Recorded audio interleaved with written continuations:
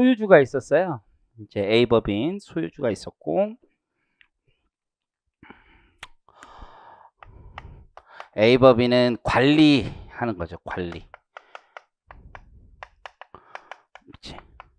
청소 용역 같은 거 제공하는 거예요. 그리고 건물주, 건물 소유주가 있었고, 그리고 한전이 있었던 거, 한전. 아씨, 나오는 애들이 많으니까 한전. 그리고 임차인. 벌써 보기가 싫죠. 네 군데가 있는데, 전기요금 이제 전기요금. 전기요금 어떻게 계약이 되냐면 이렇게 계약이 되는. 요 둘이 계약. 전기 사용 계약. 이해하시겠죠? 계약을 이렇게 맺는 거예요. 그런데 이제 관리업체는 누구랑 계약을 했냐면 처음에 얘랑 계약을 했어. 그래서 계약을 이렇게 맺었던 거야. 대신에 관리업체가 뭐도 했냐면 관리비 있죠. 관리비. 관리비랑 모두 다 징수하기로 했냐면 전기 요금 같은 거 다 징수하기로 한 거야. 그래서 징수만 이렇게 한 거야. 징수. 이렇게. 지금 상황 이해하시겠죠? 그러면 관리업체는 일단은 공급가액이 뭐냐면 청소 용역에 대한 것만 공급가액이 잡히는 거야. 그래서 청소 용역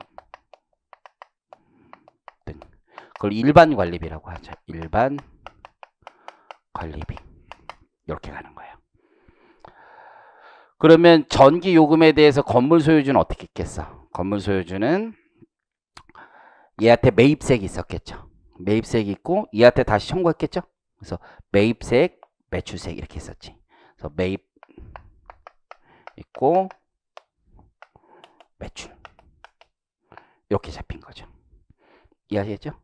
그리고 이 청소 용역 관리비는 얘한테 매출 이렇게 구조를 짜고 있었던 거지. 이렇게 많이 한다고. 이해하시겠죠? 이렇게. 물론 계량기를 임차인이 직접 따서 임차인이 한전과 계약할 수도 있는데 보통은 이렇게 건물 소유주한테 넘기고 건물 소유주가 다시 청구하는 방식으로. 여기까지 이해하시겠죠? 그리고 요건 부가세법에서 지난번에 한번 봤었지. 이렇게 할 수가 있다고. 건물주가 명의를 받아서 직접 발급한 것을 볼 수 있다. 기억나죠? 그런데 이렇게 쭉 해서 전력공사의 건물 소유주가 2009년 4번 질문을 보면 폐업 처리가 돼버려. 얘가 이유는 잘 모르겠어요. 쭉 조사해봤는데 건물 소유주가 날라가 버려. 그렇죠?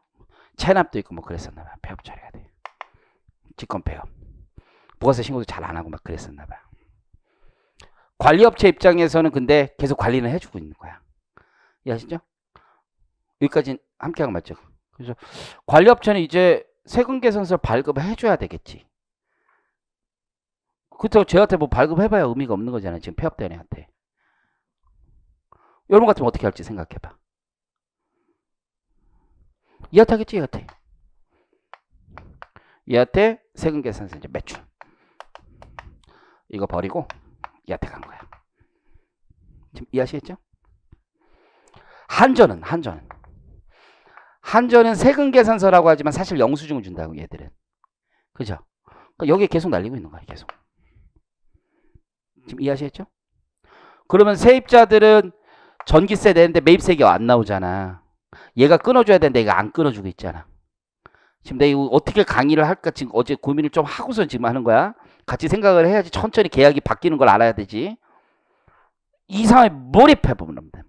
그러면 나 매입세액 뭐 전기료 이거 어떻게 하니? 얘기를 했겠지.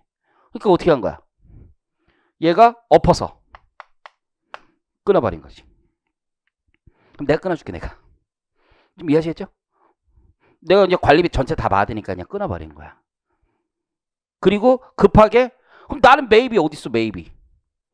그렇잖아, 얘. 매입이 없으니까 갑자기 아이디어를 내. 그래서 좀 신기한 애들인데 계산서 이렇게 다 발급하고 전기요금 한 2억 3천 되는 거를 매입세액 누락됐다 그러면서 얘가 네가 나한테 끊어줘야 되는데 나 안 끊어줬네. 이렇게 된 거지. 끊어! 이렇게 된 거야, 매입. 지금 상황 이해하시겠죠? 그래서 이렇게까지 왔는데 일단은 매입세 공제 신청인데 닥쳐라 이렇게 된 거지. 아니 옛날에 이미 다 끝난 거를 과세기간 경과해서 그냥 발급한 거니까 이거는 끝난 거고, 그 다음 쟁점이 뭐냐면 이 알파가 공급가액에 포함되느냐 이거죠. 공급가액에. 공급가액에. 이해하시겠죠? 이게 여기 법문에는 없지만 만약에 얘가 한전한테 받았어, 매입세금 계산서를. 그러면 끊어도 될 거야. 맞죠? 한전한테 받았으면 세금 계산서 특례 규정이 있으니까 끊어도 되는데 한전한테 받은 거 없잖아, 얘. 그러면 얘가 이 알파가 끊기 위해서는 뭐가 있어야 돼? 특칙 규정은 안 되니까 원론으로 들어가는 거죠. 원론으로 되려면 임차인이, 저 관리단이 뭘 해줬어야 돼? 재화나 용역을 공급했어야지 공급가액이 있는 거지. 그죠? 공급가액 없는 거야, 이건. 이해하셨죠? 공급가액 없다. 그래서 공급가액에 포함하지 않는다. 구분 징수한 것에 불과하다 이거지. 그래서 이 계약이 좀 복잡한 거 어떻게 해석하는지 내가 좀 알려드린 거야. 그냥 법 판례가 있어가지고 올해 나온 거. 그래서 결론 한번 보겠습니다. 파란색만 보시면 돼요. 임대료 엎어서 받은 거 대가 관계 없다. 이해하시겠죠? 근데 이거는 가능한 이유가 뭐예요? 얘가 대가 관계가 있는데 얘가 다시 끊는 거 있죠? 이거는 가능해요. 세금계에서 발급 특칙이 있어가지고 그냥 가능한 것 뿐이야. 그건 별게 아니고. 그 정도 기억하시면 될 것 같아요. 좀 어렵긴 한데. 하나만 더 얘기할까? 그럼 얘 세금계에서 얘한테 끊었지? 이 끊은 거 잘못 끊은 거죠? 이건 가공발급이야. 가공발급. 끊지 않아야 되는데 끊었잖아. 그래서 부가세는 돌려주지만 3%는 떼기 하겠지. 3% 가산세 내라. 가공발급. 그 정도 생각하시면 될 것 같아요. 참고로 가공이냐 그거는 법원 판례는 없지만 과세관 지금 가공이라고 얘기할 것 같긴 한데 내 개인적인 생각은 뒤에 나오는 판례하고 같은 개념인데 2%가 돼야 되지 않나. 공급가액을 과다 기재한 것에 불과하다. 이 안에 한 장으로 끌었을 테니까 과다 기재에 불과하다. 뭐 이렇게 생각이 들긴 해요. 비교 판례. 결국 반대급부로 받은 게 있어야지 공급 대가에 포함하는 거예요. 공급가액에. 그래서 기부채납 첫 번째. 서울시와 협약에 의해서 육교 상가에 대한 보수공사를 시행하여 서울특별시에 기부채납한 행위. 일단 용역에 공급이 있죠. 보수공사 용역을 제공했잖아. 대신에 과표에 포함되려면 뭐가 있어야 돼? 반대급부로 받는 게 있어야 되는 거잖아요. 무상이냐 아니냐의 문제가 있지. 용역의 공급인데 무상이냐 아니냐의 문제가 있는데 거기 보니까 도로 점용권, 시설 사용권을 무상으로 받았어. 그럼 반대급부 있는 거죠? 그럼 공급 맞다. 자, 2번 재밌는 거야. 여러분들 요즘에는 이런 거 있는지 잘 모르겠어요. 옛날에 우리 어렸을 때 이런 거 많았어. 적당한 프로그램이 뭐 가족 오락관 기억나나? 가족 오락관 하면 막 어머니 팀 어디 어머니 팀 나와가지고 막 대결하고 그랬었던 그 기억이 나네. 근데 우리 사촌 형이 가족 오락관을 했었어. 사촌 형이 원땡제라고 했는데 어쨌든 우리 제자가 이렇게 반대돌는데 지금은 뭐 하고 있더라? 지금은 저 KBS CP인데요. 그 총국장인데 그제 서세원 쇼 이런 거 했었어요. 그리고 가족 오락관 안 하고 있던 걸 갑자기 가가지고 한번 부흥시키겠다고 해가지고 했었어. 부흥시키겠다고 해가지고 잠깐 막 이효리랑 해피투게더 하고 막 그랬었거든. 그래가지고 그거 하다가 요 근래에는 개그 콘서트 있잖아요. 그거 손댔어요. 그래가지고 요번에 뭐 폐지한다고 하더라고요. 그래서 형 만나면 또 놀려야 되는데 뭐 자기는 뭐 엄청 막 맨날 이렇게 만나면 그래 뭐 나영석이 뭐 어쩌저쩌 다 내 밑에 있는 애들. 근데 그 얘기 좀 하지 말라고 그랬어. 형보다 능력 있는 애 아니냐? 형보다 능력 있으니까 잘하는 거 아니냐? 무슨 같이 CJ나 제사에 있으면 그렇게 얘기를 해요. 이게 다 그런 게 아니라 뭐 이런 얘기를 하면서 이게 뭐 진입장벽이 좀 형이 그 사람들인데 그 사람보다 무슨 진입장벽이 있냐 뭐 근데 항상 그러는데.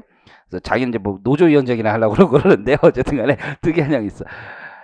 가정오락관 이런 거 있으면 이런 거 있잖아. 방송 끝날 때 사은품 같은 거 주잖아. 이 출연자들한테. 그러면서 무슨 뭐 어디서 협찬했습니다. 이런 얘기 하는 거잖아. 그러면 방송국은 뭘 받는 거냐면 거기서 물건을 받아오는 거지. 협찬품을 받는 거죠. 그죠? 그럼 돈은 받았어. 그런데 이게 과연 뭐가 되느냐?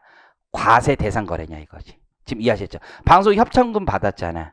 대신에 뭐를 한 거야? 협찬 고지 방송을 한 거지. 이해하셨어? 협찬 고지 방송.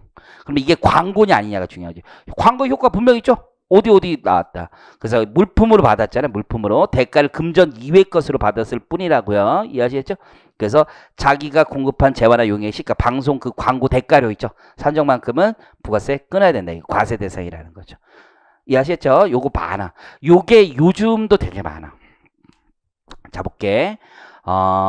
이런 거 있어. 예를 들어서 여러분이 기장을 해. 기장을 하는데 병원 내 이제 내일 예를 들면 병원이 있어. 병원인데 야구단이랑 계약을 한 거야. 그럼 야구단의 로고를 병원에다 갖다 붙인다고. 지금 이해하시겠죠? 로고를 갖다 붙여. 그래서 야구단 사람들 어떻게 해주는 거야? 치료들 해줘. 근데 로고를 갖다 붙이니까 치료비 공짜. 플러스 알파로 자기네들 야구단 그거 썼잖아. 그러니까 그 사용료를 줘. 그래서 뭐 1년에 1억 이렇게 준다고. 그러면 그것도 과세 대상이냐? 자, 보세요. 치료 용역 제공해 줬지. 치료 용역. 그리고 1억 받았지. 근데 이게 병원과 관련된 사업인 거잖아요. 그러니까 얘네들도 사업으로 보는 거야. 거기서는 지금 광고료를 받은 거지. 그래서 우리가 돈을 주잖아. 돈을 주는 건 거기서 받은 거가 되고, 거기서는 1억 받은 것뿐만 아니라 치료비 공짜 있지. 그것까지 합쳐서 받은 게 돼. 이해하셨죠? 그래서 그쪽에서는 두 개 다 끊어주는 거야.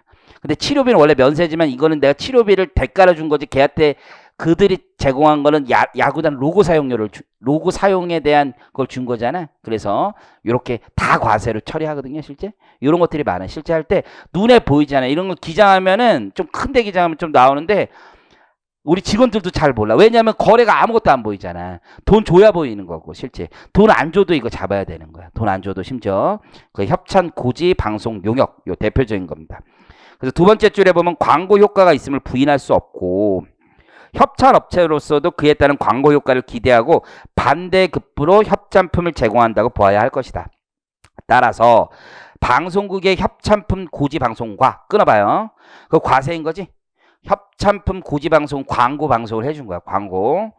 협찬품 제공은 실질적 대가가 있다. 저쪽에서 협찬품을 제공하니까 과세 거래가 있는 거야. 양방 과세 거래가 있는 거야. 교환 거래라고 보셔야 돼. 자, 반환하지 않는 회비. 자, 여러분들 회비를 받았잖아요. 그럼 회비를 받았으면 반환하지 않는 회비는 내가 먹은 거야. 어떻게 됐든 그건 과세 대상이 되고, 반환해 주는 건 뭐야? 직접 반환해 주는 건 보증금을 받은 거죠. 그건 되돌려 주는 거니까 이거는 공급가액에 포함하지 않는데, 그거 한번 읽어보시면 돼요.